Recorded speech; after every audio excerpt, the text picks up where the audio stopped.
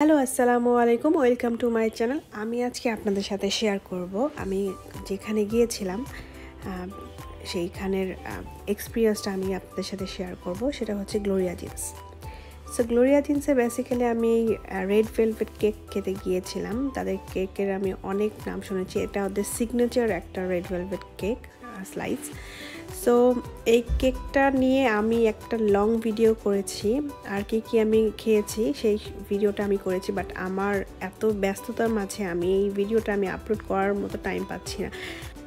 So আমি ভাবলাম একটা শর্ট ভিডিও করে আমি আপনাদের সাথে শেয়ার করে দেখিয়ে দিই কতটা ইয়াম্মি একটা লুক আপনারা দেখতে পাচ্ছেন।